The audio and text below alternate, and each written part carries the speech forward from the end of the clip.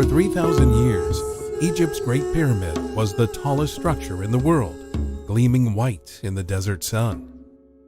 It was built 4,500 years ago with only manual labor and simple tools to craft and move some 2.3 million stones, most weighing more than 2 tons.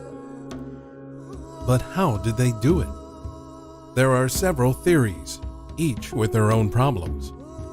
Was a single giant ramp built extending half a mile or more into the desert? The material alone would be more than what was used in the pyramid itself. Maybe a shorter ramp was built a third of the way up, with external spiral ramps stuck to the sides of the pyramid the rest of the way to the top. The problem with this idea is that the 52-degree slope of the pyramid would not support external ramps of rubble. They would simply collapse and slide off the slick white capstones.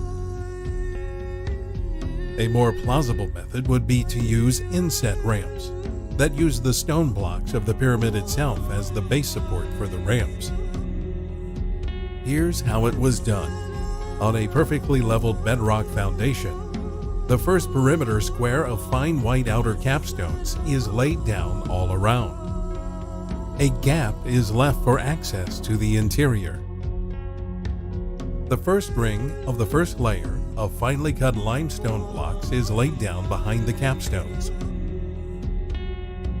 A second ring, right behind the first, is set in. And then a third inner ring is laid down. Rough-cut blocks, rubble, and mortar fill in the vast interior of the first layer. The last fine-cut blocks complete layer 1, leaving a gap in the capstones for the beginnings of an inset ramp.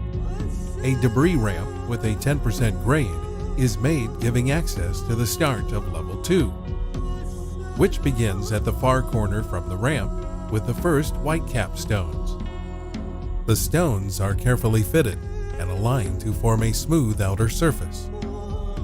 With the second layer of capstones placed all around, a second layer of fine-cut blocks is laid in, leaving a gap to fill in the central core with rough material.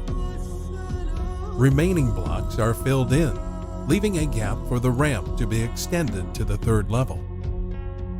For level 3, the process is repeated, with outer capstones set from the far corner back to the ramp, and the cut blocks and rough stones filling in behind. The ramp extends to the next level and is about 11 feet wide. With each new level, the ramp is extended up the side of the pyramid until it reaches the corner, where a wider flat area is left for turning.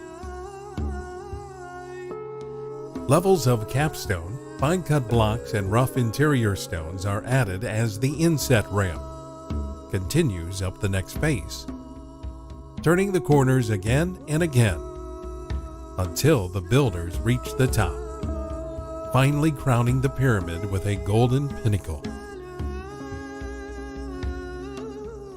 All that's left now is to backfill the ramps from the top all the way down, as if they never existed.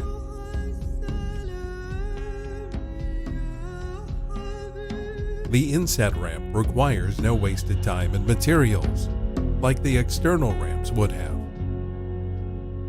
The inset ramp allowed the pharaohs to build the pyramids faster and cheaper, like a modern builder would do.